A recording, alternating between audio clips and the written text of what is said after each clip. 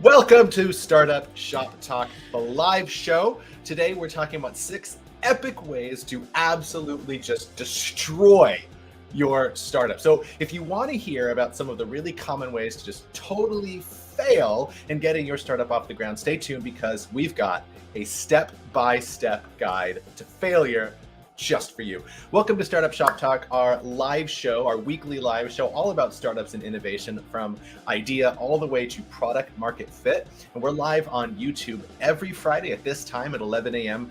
Pacific. My name is Josh David Miller, aka JDM, and I'm here with my friend and co-host, Dan Cassis Murray. Dan, what up, folks? Good morning.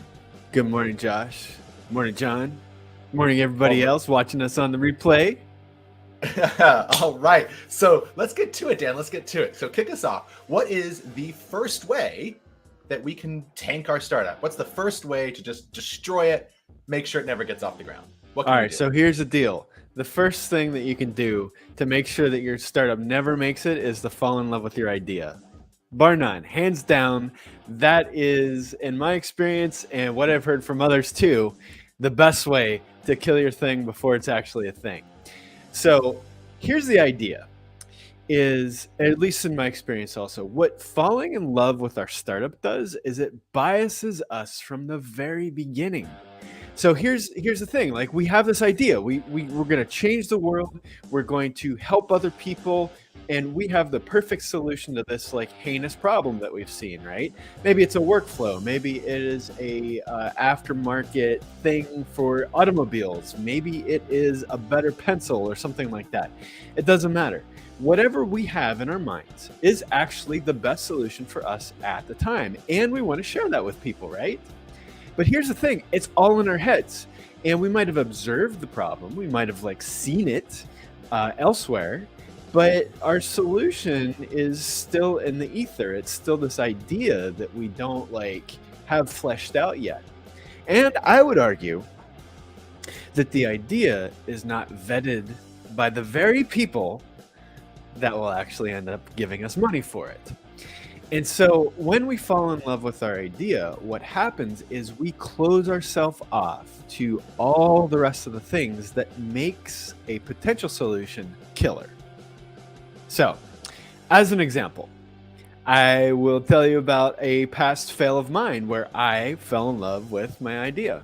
Here was the idea, or the problem that I initially experienced. I had a BMW that was low to the ground, and the problem was that every time I pulled into parking spaces, like the front bumper would like kind of like go over the curb or the curb stop like that, right? So every time I backed out, like I was just kind of waiting for my bumper to fall off because it would always like scrape, like that sickening scrape that, right? I would hear that every time I came away, and I was like, man, I got to do something about this. So I happened to fall in love with Arduino at the time, which is basically a DIY microcontroller. Basically, you get to tell hardware to do stuff with this little computer programming thing, right?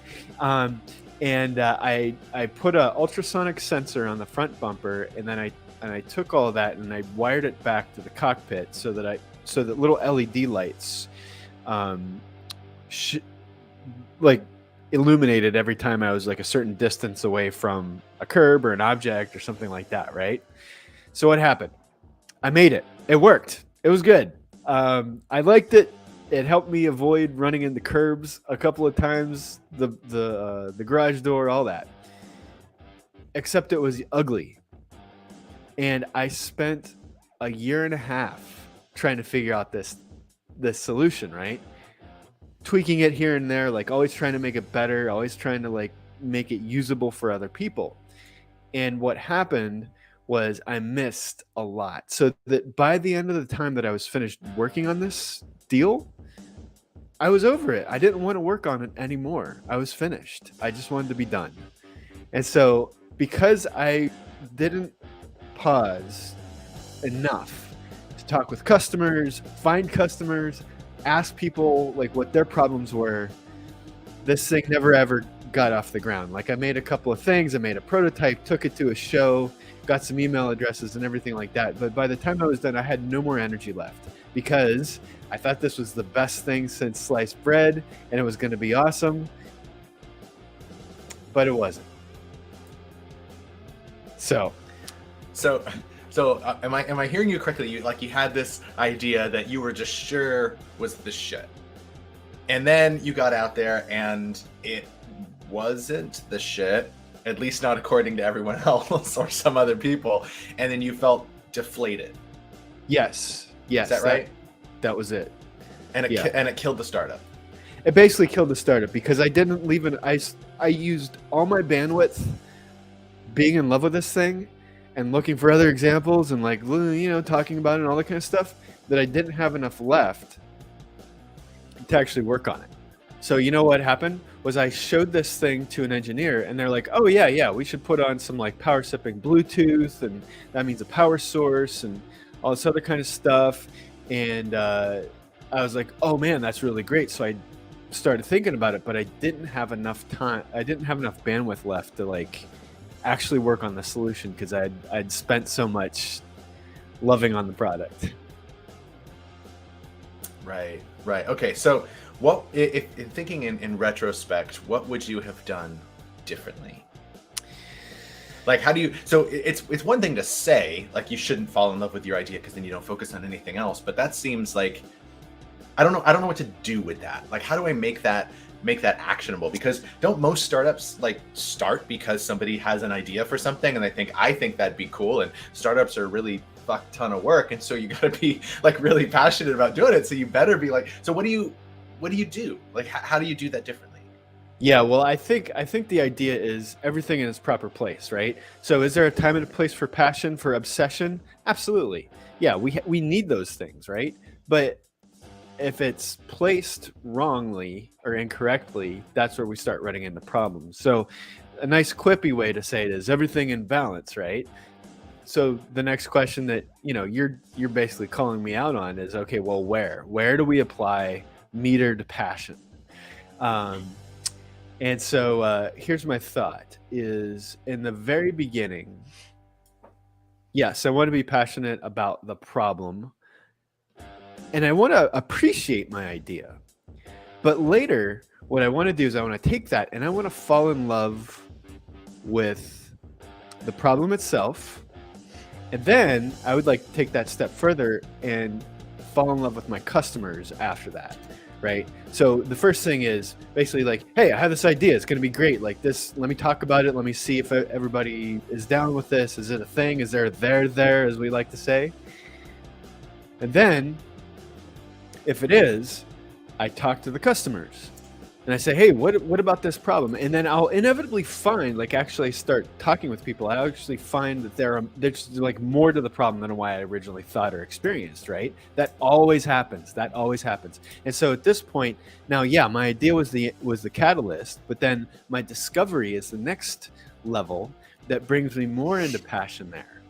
And so once I discover things that I didn't know, man, that's really great. So I start falling in love with the problem. And as I come up with solutions and I show that to people and they say, no, adjust it over here, or man, this is really great. What happens is I see the look on their faces once I help them solve their problems. And then I start falling in love with my customers. So we have this passion and obsession as a moving target, falling in love at the right time, at the right places, with the right things and people. That is how it goes. At least that's how it went with me. In most everything I do, because eventually the product, the solution, it's going to get boring, but the people will never get boring if you're continually engaging and you're always helping. Right. That's very interesting. So the problem isn't the passion. The problem isn't the falling in love. It's that you're doing it to something that's transient, that might not stick. But the people will always be there. The customers are always there. The customers are why you should be in this. Otherwise, you're probably not going to work anyway. So if you shift your passion over to there, you can still have that energy, of that drive, like be going for fixing shit. Yeah. But you're not focused on something that might be wrong or might break or might go away or whatever. Yeah, I think the idea is just like what I have found for my personal purpose, like what's my purpose in life besides passing butter, is my purpose changes based on what I experience, what I know, and all that other kind of stuff, right? So it's a moving target. And I feel like passion, obsession, and love inside of your startup is also a moving target. That's my main takeaway. Right. Yeah. Got it. All right. All right. So Cool. enough So about that. I want to hear about the second way to fail. yes, yes. Well, let's get into to failure number two. But before we do, for those of you just joining us, this week's show is all about 6 epic ways to tank your startup. Dan just finished the first one, and we're going to go into the second one. If you really want to destroy your startup, if you really want to ensure that it never gets all off the ground, all you got to do is one simple thing. Just remember, you are your customer. That's it. If you remember you are your customer, so you don't actually have to go talk to any of them, then all will be well in the world. Your startup will skid along the concrete for a moment, and then it probably won't burst into flames. It'll just, eventually the bottom of the plane will just be gone, and the seats will all be sitting on the runway because you didn't get the kind of traction you thought you'd get. And you'd be up there like, damn.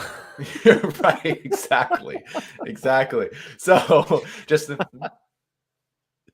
Oh, shit. okay, so probably played that analogy out as far as we can. So the core principle here is this idea that you were actually just talking about, Dan, of you needing to go out and talk to customers, right? And the thing you have to fall in love with is the customer. And so it's a really common refrain in the startup space for founders to think that they are their customer.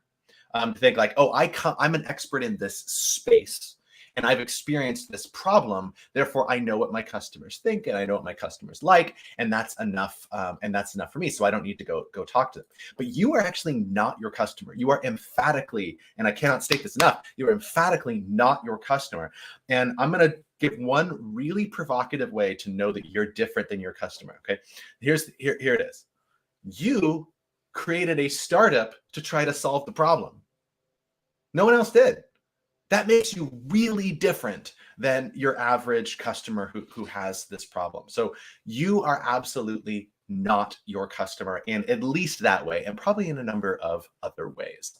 So what we have to do is actually take all of those cognitive biases that we get along the way, everything from confirmation bias, right, to a number of different things that actually prevent us from seeing the truth, from seeing what people want, and set all of that aside and focus on, is there a there? What we mean by that is that are there enough people out there that we can turn this into a successful business, that we can turn it into something that's worth our time. And the process by which we do that is called design thinking. And we largely think of it as 3 steps when we're talking about startups. It's desirability, it's viability, and it's feasibility. So you start with desirability. And desirability is, am I building something that people want? So you go out and you talk to customers. You find out who they are. You find out what they're feeling. You find out what their obstacles are. So you get their wants, their needs, their fears, their jobs to be done. You get all this information and data about them so that you can uncover a problem. And that's what,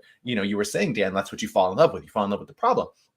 And once you discover a problem, then you can ideate around solutions and come up with something that's interesting and compelling. And then you can put that solution in some minimalist form in front of a customer and get feedback. Is this the right solution to the problem that they have? And if it is, fantastic, right?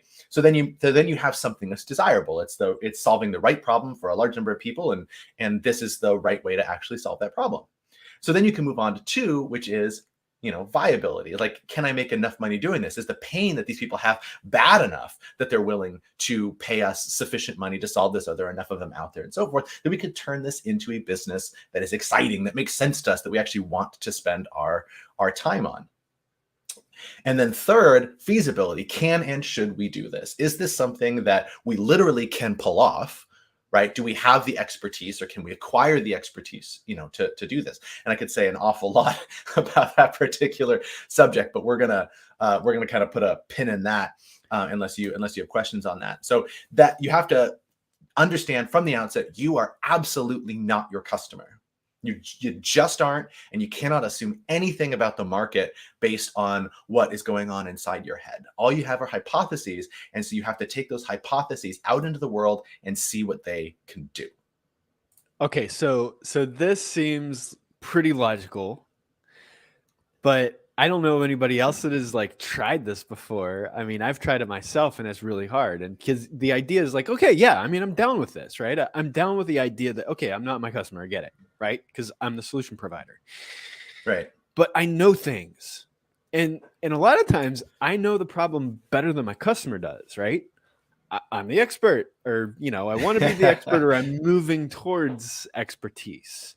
So how, like, and then there's a certain point where like I have the solution, I know what the solution is, I'm telling people and they don't want to listen, or they're not there yet, or they just want their problem fixed and stuff like that. So yeah, man, like how do I unsee what I saw? Like, so I don't think the trick is to unsee what you saw. I think you baked into all of those to get to that question. You baked in so many assumptions that I would want to actually just poke at a little bit. So one was, you said, I know the problem better than my customer. And my first question is, do you? Like, do you really know the problem better than your customer? well, like, that's not to say I do. Well, you certainly think you do, right? We all think we do, but we don't. We understand our problem better than our customers, but we don't necessarily understand their problem better than them. And let me come at that.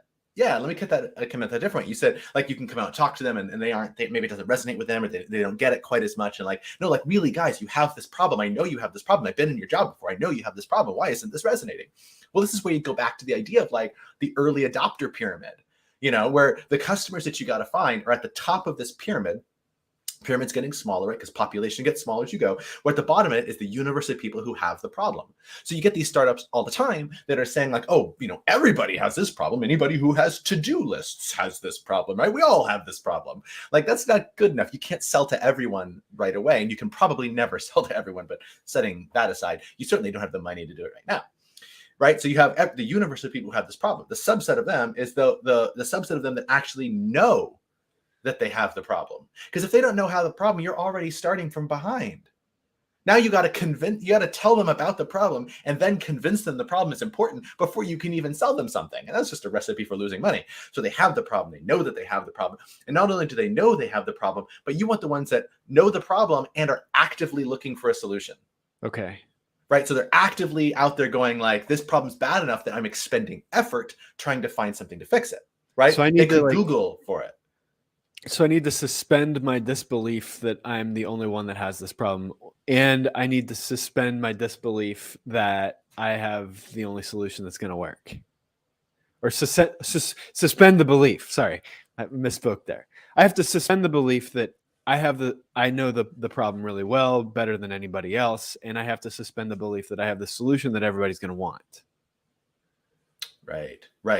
This reminds me of the beginner's mind. Yes. So a master and student were sitting there looking at a mountain. And the student says to the master, "What is that?" And the master says, "That is a mountain. But you don't see it as a mountain right now. You're going to walk along and you're going to see that it's a big freaking rock in front of you, and you're going to walk up the mountain and you're going to see there's trees, and you're going to see that there's birds, and you're going to see all these ecosystems and everything like that as you're experiencing the mountain. You're going to get to the top and you're going to see that this isn't a mountain. This is like a vista of nature and everything around us. And then you're going to walk back and we're going to sit here again, and you're going to tell me, Master, that's a mountain." The summary of that, like I love the idea. I know it's a little out there for a lot of people, but the summary of this idea is that like when you just start out, the ideas from Zen Buddhism, right? When you just start out, mountains are mountains and rivers are rivers. And then as you go down the process of practicing and acquiring all of this knowledge, this experience, and these principles, this way of looking at the world, mountains are no longer mountains and rivers are no longer rivers. But as you attain mastery of that subject, mountains become mountains again and rivers become rivers again. And the idea there is that as a beginner, as somebody who doesn't know exactly what's out there, we kind of see things as they are, and we ask questions out of curiosity. We seek to learn. And then as we become more and more experts in something, that seeking to learn goes away. And we start resting in our laurels. We start resting in the experience that we have, right? instead of actually learning again. So we want to go back to our beginner's mind. We want to assume that we don't have this knowledge and go back to that. And I think that's the most important thing. I think that whole just continually to be mindful and remind ourselves that, hey, I'm not my customer.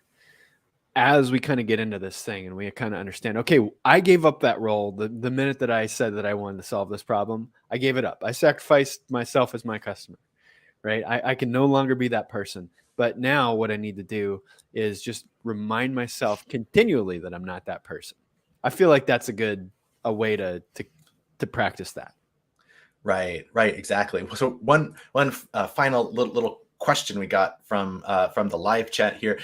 So what if the founder is the customer? Because I use my site and that gives me insight. And of course, I have to listen to the customers. So I'd say, like, you got to be careful here because there's a trap. Because the trap is thinking that you can gain insight into your customers and what your customers will do by you using your site, and you can't. And there's a subtle difference there. There's not that there's nothing that you can learn by using your site, but you can learn things about you rather than learning things about your customers. And the business is only successful if you're learning about your customers. So I wanted just to draw that careful distinction between those two things. Yeah, I also want to add that this is super tricky to do, at least for me. I make a site and I totally get it. Like, I use a site that I build like all the time. And I'm like, why can't people see this big button that I put in the middle of the thing? But they don't. Like, I watch the recordings of like user sessions and stuff like that. It just doesn't. I'm like, okay, obviously I don't use it the way that they use it. And okay, they're the boss. Right. Right. But it is tricky. And I don't think any of us are immune to that. In fact, I think it's really hard. A few of us that know how to practice that and then actually do.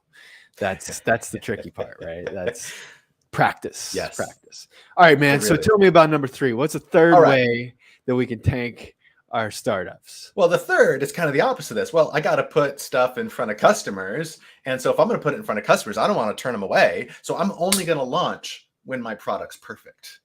That is another surefire way to tank your startup. Only launch when it's perfect. Now, this one here is insidious and it's subtle and it looks like a few different things that I want to talk about. So one of the biggest things to think about is that we have so much psychological pressure to prevent ourselves from actually taking what we're creating and putting it out there to market.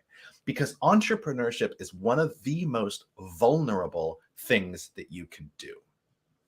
Literally is, because what you're doing is saying, I created this thing, it's inside me, it's my art, right? It's my idea, it's my life, and I'm putting it out there for the world to judge. Literally, they're going to judge it with their words, they're going to judge it with their pocketbooks, right? We're putting it out there to judge, and that's really, really vulnerable. So we get all kinds of psychological pressure to not put out there what we're trying to create. And there's two big forms of this launching too late concept. And one form is what I call the barista concept. This is where, if you go to your average third wave coffee shop there, you have a lot of employees that are just passing through on their way to whatever else that they want to do. That's not everybody, but there's a group of people passing through, they're going to college or whatever. And a subset of those are these people who have a business idea and they're working on as a barista in order to pay the bills and do all of that while trying to get their idea out there. And they're not going to be a barista forever. They're gonna, but they're waiting until the time is right. They're gathering all these ideas in their head and designing this whole business in their head until suddenly they're 40 and they're still working at the coffee shop.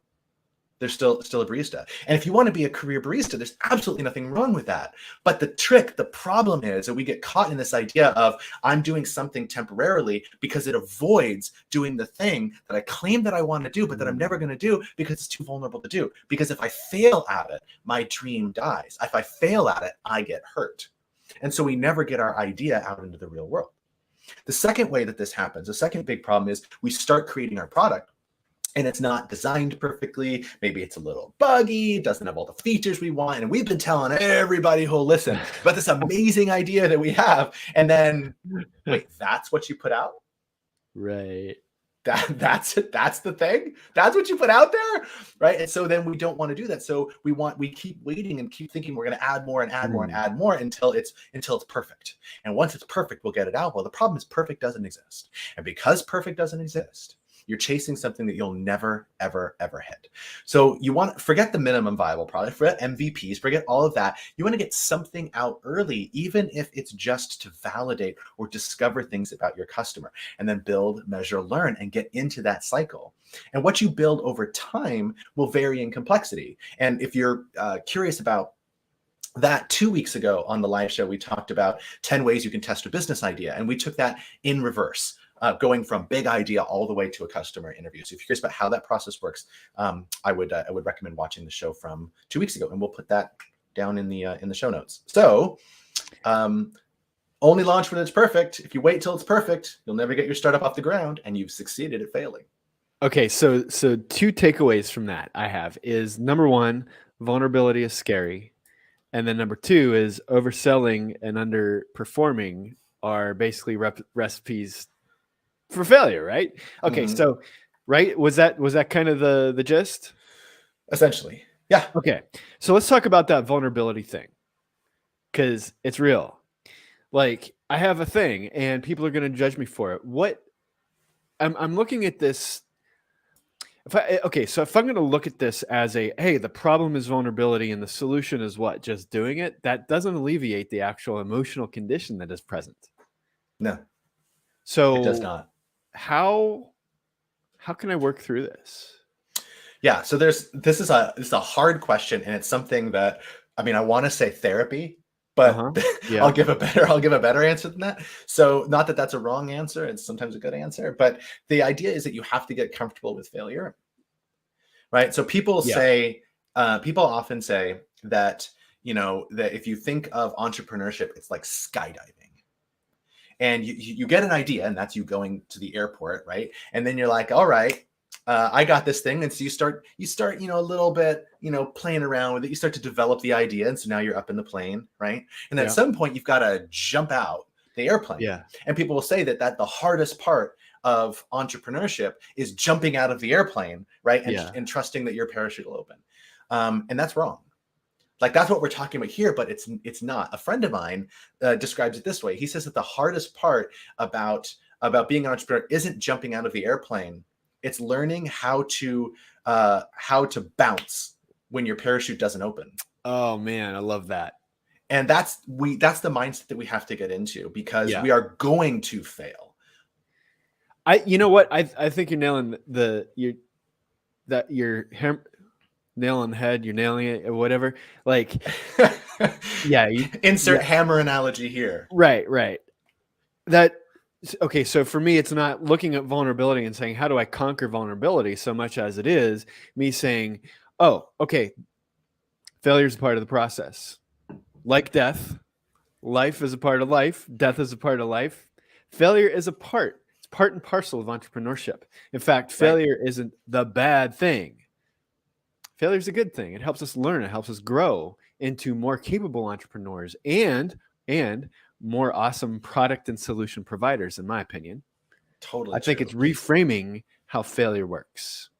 It is. I like to say that that entrepreneurship is the idea of building up a big backlog of failure so that one day you can cash that in for success. I'm good with that. But let's move on. Let's move on to failure number 4. Dan, what do we got? All right. So the fourth way to fail, in my opinion, and also Josh's opinion, is thinking that you need to raise a bunch of money right away just to get off the ground.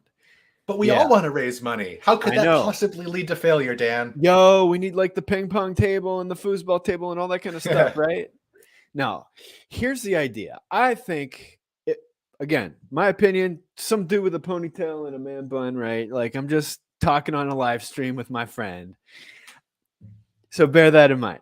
Meaning, it's not the absolute truth, but this is what I've experienced. As an entrepreneur with an idea and a product and a solution, I'm looking at this thing that I want to build for people. I'm looking at this vision because I'm casting it, right? And the finished product is going to going to take a lot of money, and it's going to take a lot of time and effort and expertise and stuff like that. And I do the logical thing, which is to like say, okay, this is the vision, this is where I'm at, let me goal plan. Like, we're all capable of this, and we always do it, right? But here's where I stop short is I see this vision, and I assume that this vision needs to happen overnight, that it needs to happen in a set order of set sequence, that I have to do this within 3 months or 6 months before it can actually work. And here's what I think. I think that while that is a correct way of thinking, it's not necessarily the correct timing of the thinking. Like, I feel like when I have this idea, there are, maybe I've done some customer development and I see that there's a way forward and everything like that. I can't bring people in right away and say, "Hey, I have a half-baked idea. I need you to help me bake it all the way." At some point, yes, That's right? great. That's But fantastic. I need to do some of the preparation. I need to chop the vegetables. I need to like put it together. I need to marinate the vegetables. I need to put the spices in there, and I need to make sure that the spices is a good mix. Shop it around a little bit, so that by the time it's ready to go into the oven, great. That's still me. But when I pull it out of the oven, put some cheese on it, and stick it back into the oven for that final bake, that is where I feel like money can really, really help accelerate stuff. So, in my opinion, raising a bunch of money at very beginning mostly wastes everybody's time. The investors, yours, because you're busy like creating slide decks and pitching the idea and like talking about financials that aren't even there yet, right? And even your co-founders, if you have one at that point. Again, just my opinion. I feel like there's an awful lot of homework that we can do ahead of time, that we should do, that we owe our customers and ourselves before we even think about asking for money. In fact, what I like to do is I like to say, hey, how do I bootstrap this? How do I do this without raising money? What does that look like? How long is it going to take me? How long is it going to take a team of mine? Because when I'm in that mindset, there are no ships. I'm not going home. I'm here, right? I'm fully here. And if I'm going to do this by myself and it's going to take all these resources, I'm prepared to do this. That gets me to a place where I'm perfecting as much as I can up front, so that when it is time for funding, hey man, that's a no-brainer. That's an easy decision. So that's my take. Yeah. Okay. So that's super wise, and I like this this idea you said of like wasting everyone's time by trying to raise money before you should. And like you and I, like I don't know how many times per year, but lots of times per year, we are either teaching classes or coaching entrepreneurs on like their pitch deck. And Yeah. inevitably, I end up in the same conversation where they're like, "I really need help with my business model slide. I can't figure out how to make my business model slide." I'm like, the problem isn't the slide. The problem is you don't have a business model, right? And it's because they're trying to pitch for investment, but like onto, I think you said half baked, on this half baked idea. So like, Yeah. what is the if you're looking at your startup as, I want to do big vision here, right? I want to insert big vision here. I Yeah. want to do this BHAG, but to do that takes money. I don't have said money. I can't sell what I don't have, so I can't get there any of like. So what is the alternative? If you Right. can't So go we're out and raise like, money, what do you do? yeah. So like we're like this gets into a common problem, which is chicken or the egg, right? Right. Like, I need one in order to get the other, but I need the other to get the one. Right. It Right. happens all the time, to myself included. Like, look, anything that I'm talking about right now, I'm sitting here very much, hopefully coming across as somebody who has experienced this before, and I've been humbled by my own hubris. um, Meaning, I thought these things at one point, and now I'm in a place where I like to gently remind myself that, Dan, hey, that's okay, man. Like, you did the best that you could at the time, and now let's try to like communicate this to others that may not see around that corner yet. So sorry, man, what was your question? I forgot. My bad. The question is, what do you do if you feel like your only path forward is raising money? What do you do? Okay. Well, here's here's what I like to do. I like to see, just take a step back and say, okay, what can I do if I didn't have the money? Let's just do a thought exercise. I'm not committing to anything. I'm just thinking, what if money were just never going to be available for this? What would I do? Would I quit? Would I make a different version of it? How can I actually make this without money? If you were on, or if you watch some of the other live streams, you'll know that a hero of mine, unbeknownst to that person, is Mark Randall. And Mark Randall said, he's like, you know what you should do? Like, make products, don't ship them until they work and stuff like that. But don't always assume that you're going to have like the backing from investors to do it. In fact, operate as if you don't have investors ever. And so that when you get up there and you're pitching and you are looking for funding and you're pitching your startup, you say, hey, look, I'm going to do this with your money or without your money. With your money isn't going to take me as long, but I'm still going to do it. And this is why, and this is how. And so it's not necessarily an arrogant play so much as it is a realistic approach to the thing. Because here's the deal. Money does buy a lot of things. It does. But does it buy expertise? Does it buy your understanding? Does it buy your passion and your love that you have for the customers? No, I would argue it doesn't. Not at all. I remember the very first time I pitched for equity investment, and the question I got was, that I wasn't expecting at all, was, what are you going to do if you don't get this funding? And they weren't literally saying like, I don't want to give you the money, so what are you going to do without it? That's not what they were doing. They were trying to figure out how I thought about things as a founder, how we, is more than one of us, how we thought about how we, like, what's our alternative? If we can't think of any other way forward, then that kind of signals a problem. And the problem was, and they were right, that we weren't fundable at that stage. We weren't there yet.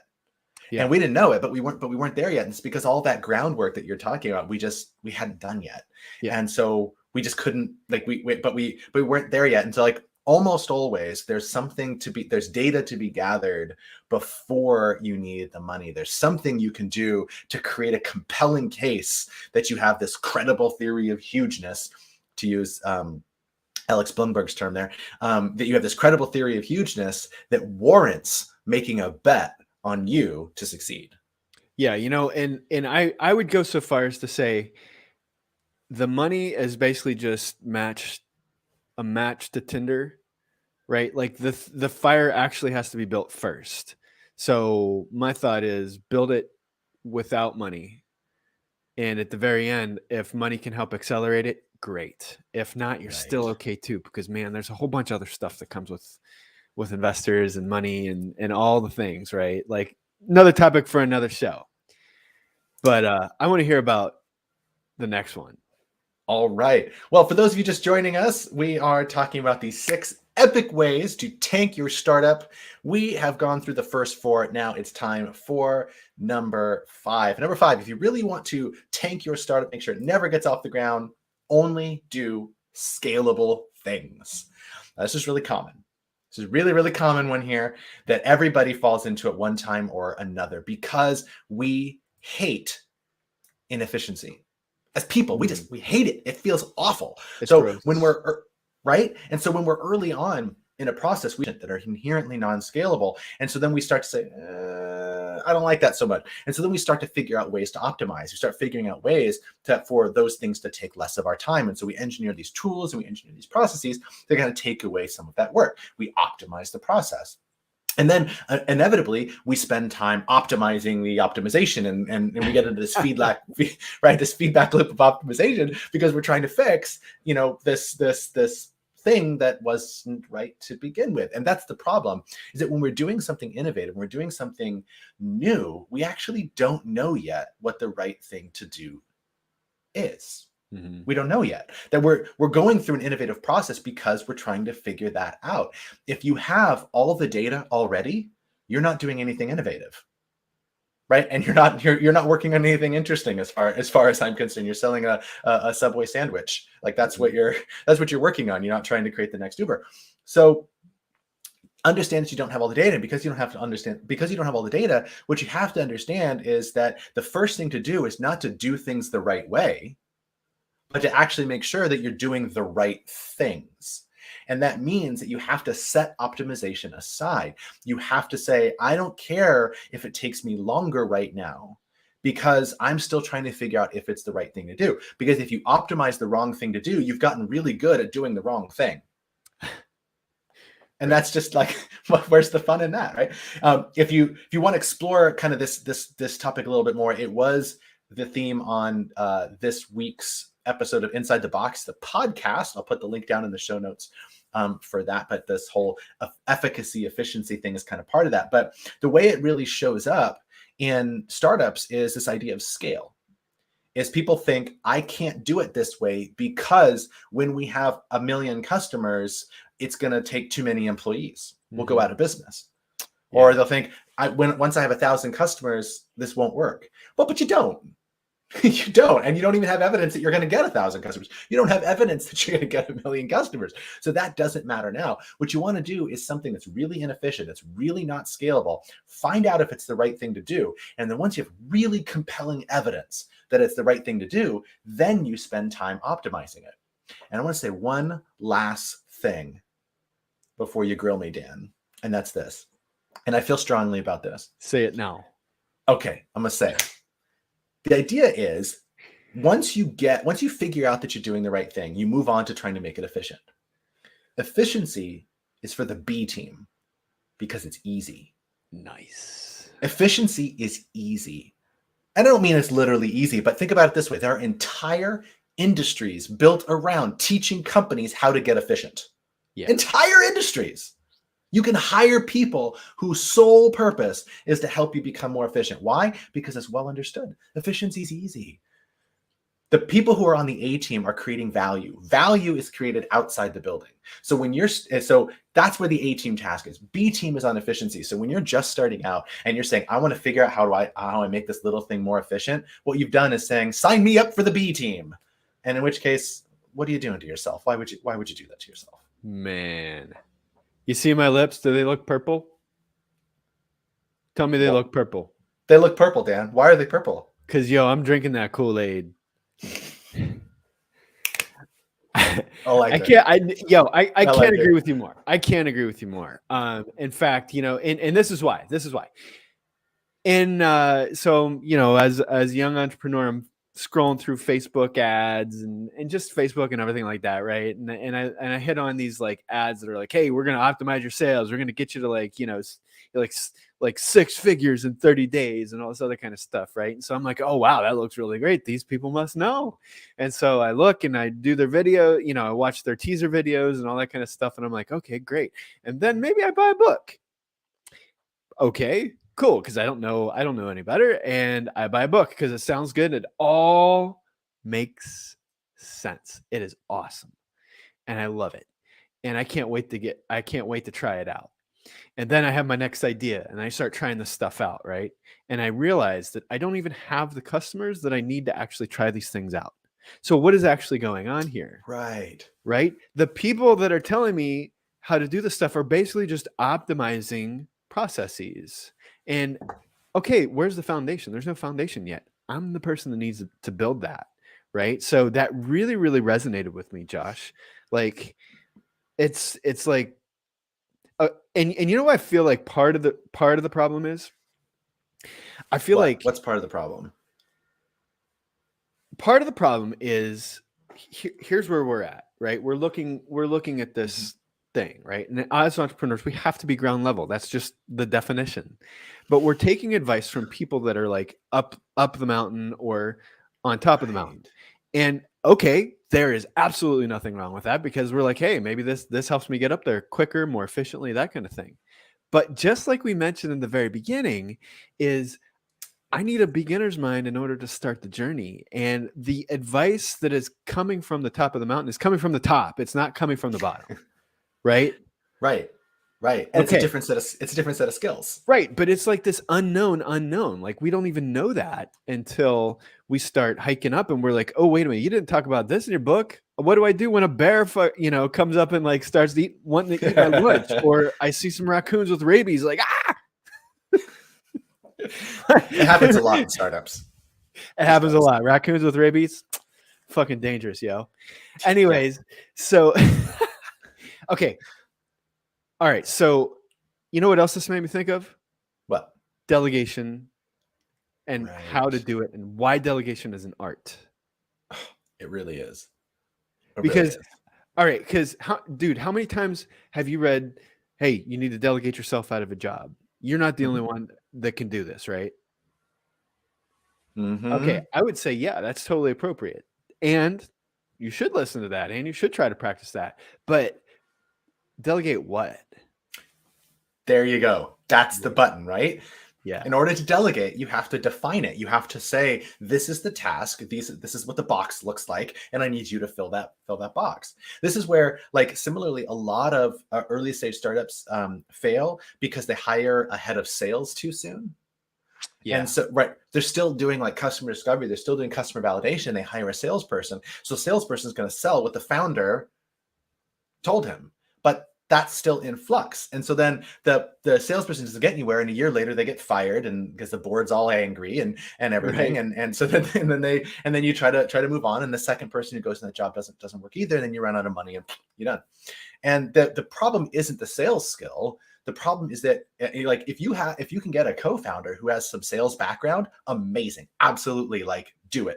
What I'm talking about, hiring, this idea of delegating away from founders the sales function, because as soon as you do that, you are giving up the opportunity to get data, and the data you're going to get are just a bunch of failed sales. Whereas, so alternatively, yeah, I was just gonna say, you know what I think the resonant theme in this entire live stream today is about? The right things at the right times. Yes. Right? Because we're talking about moving targets, is like passion as a moving target. Right. We're talking about funding, yes, but at the right time. We're talking about delegation, but when? All this stuff. So that's the thing, right? Like none of this is actually like none of the books are wrong. Like they're like all the advice is correct. Optimization, yes. But when seems to be the biggest thing that we're talking about. And how you cross that efficacy to efficiency spectrum is a big conversation. Again, check out the podcast, because I tell you exactly how to do it in the podcast. But you only do it when you have compelling evidence that it's the right thing to do. Then you can worry about doing it right. But otherwise, the timing is just wrong. But right, so you I was gonna say, you brought up something about co-founders. I did. And so tell us how. Surely there must be a way that you can fail with co-founders. Give us a co-founder fail, Dan. Come on, give it to us. I got plenty of those. So count it, 10. These are the amount of partners that I have signed up with. These are the amount of partners that I still have. Is it because I'm a shitty work husband? Maybe. Is it because I'm a poor co-founder? Maybe. But I'll bet you that most of the time it was because it was too early and I didn't know who I was getting in bed with and who that person actually was. So wait a minute. I'm making some cringy analogies here. Marriage, husband, getting in bed with people. And I feel like it's kind of on purpose. No, it's not kind of. It is on purpose. Partly to be provocative, but the other part to say that co-founders are like your marriage partner. Here's what I've discovered is that it's very easy to talk about visions, explore things together, and say that you're, quote, like-minded, two peas in a pod, all that kind of stuff. And that may very well be true when discussing the big picture, the problem, the customer, all that kind of stuff, right? But what isn't true is how you actually solve problems. What isn't is that similar?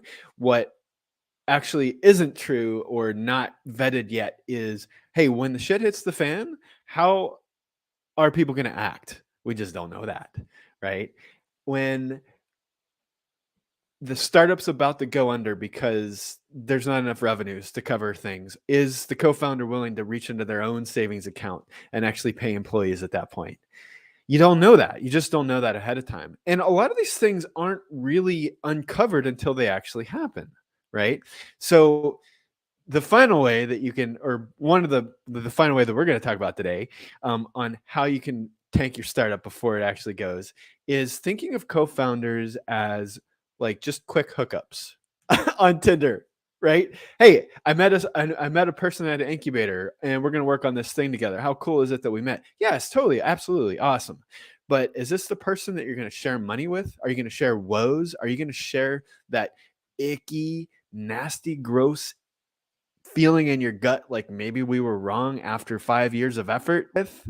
Are you going to share that with that person? Are you going to share customers? Are you going to share money? Are you going to share the same bank account? Stuff like that, man.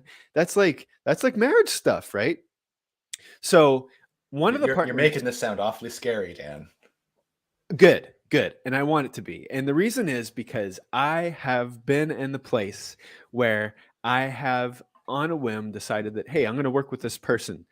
First partner that I ever had was in Iraq. It was another Western person, and we were talking about how contracts were working and how easy it was, and all this other kind of, just like money was kind of falling out of the sky. Like it was really, really easy to make money in Iraq during that time if you showed up in the right place at the right time.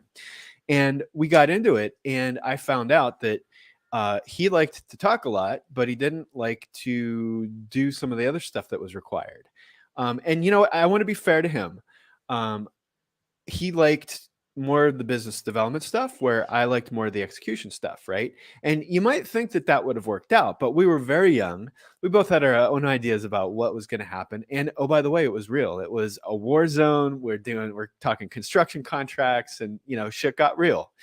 And it soured. It soured because he was doing his thing, I was doing my thing, and we assumed that we were both coming at this thing together. And so, just to be fair to him, was it anything wrong with him and his personality? I want to say no. He was doing him. He was being true to him. The mistake that I made was that I assumed so many things about this other person. They were on board with all these other little things that I had in the back of my head that just weren't the case. And so that was my mistake. I got into bed with this person. I started doing these contracts. I started sharing money, all this other kind of stuff. And it turned out that was not the right thing to do. So Right. So that's the thing, right? It's like, okay, well, don't do that if you want to be successful. If you want to fail, pick anybody to be your co-founder. But wait a minute, how do we mitigate all of that?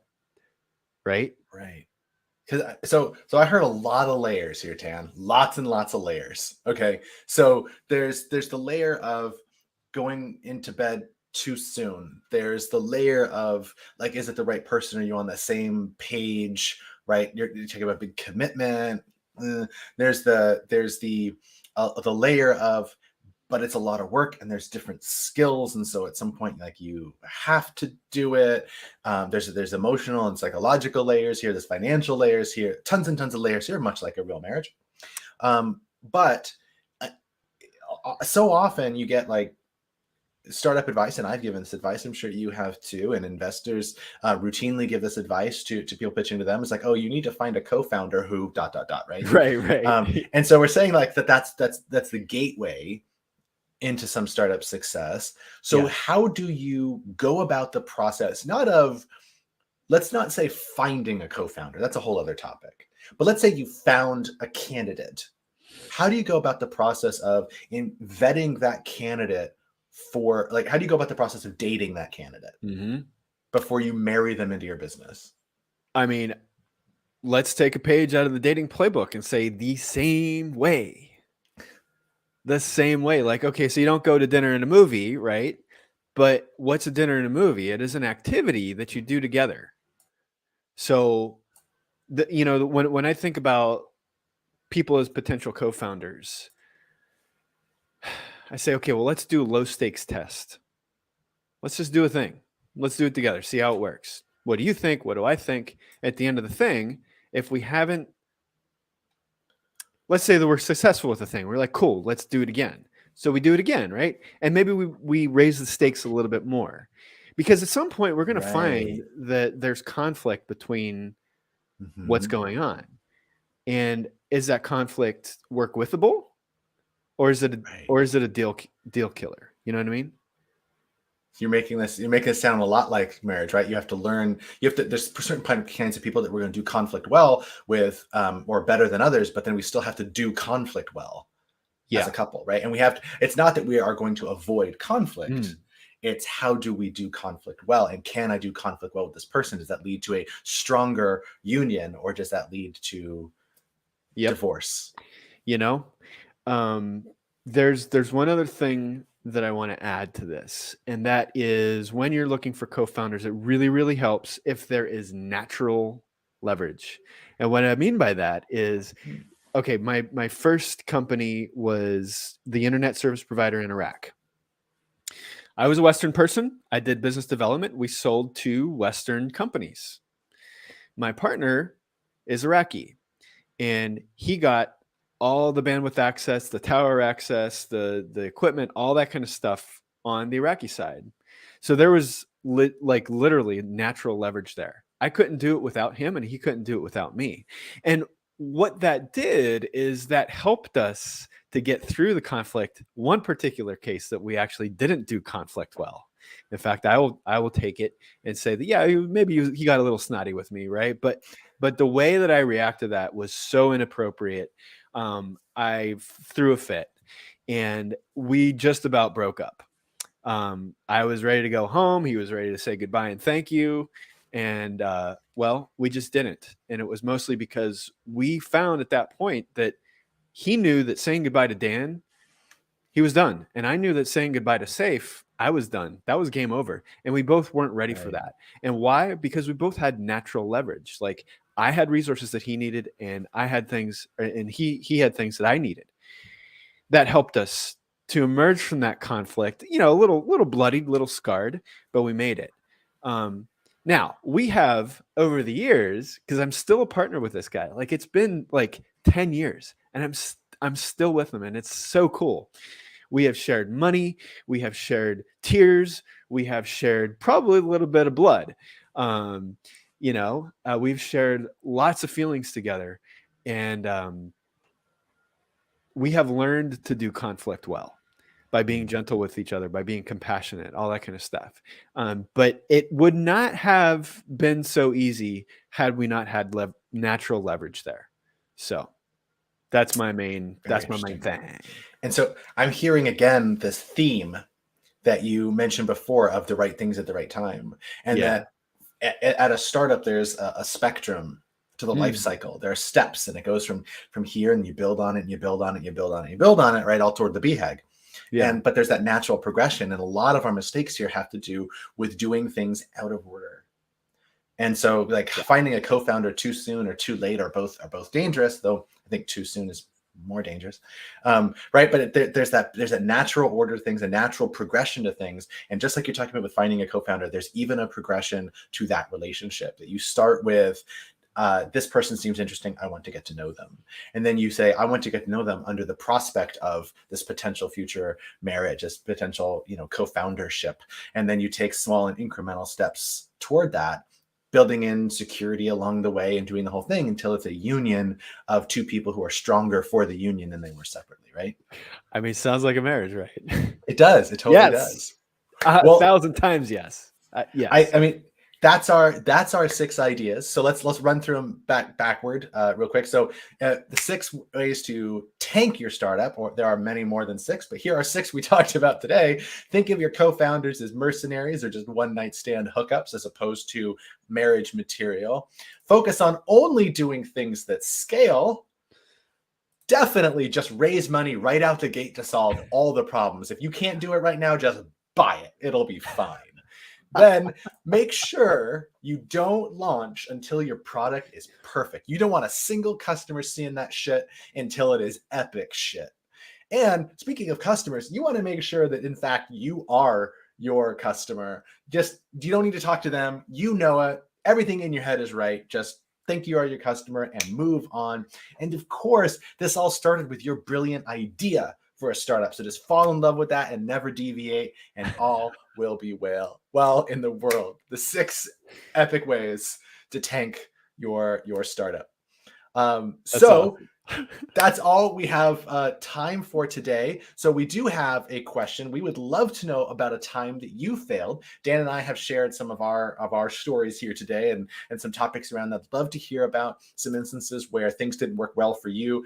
Even if they're not one of these 6 things, we really want to hear about it. This is how we learn, is by sharing our failures publicly and building in public. It's a big value of ours. And of course, join us next Friday, February 25th at 11 a.m. Pacific. We'll be right back here live on YouTube. Lastly, before we hop off today, Dan, where can people find you on the internet? Well, you can go to LinkedIn, or you could just Google Dan Casas-Murray. It's a pretty unique name. Not like legit, no lie.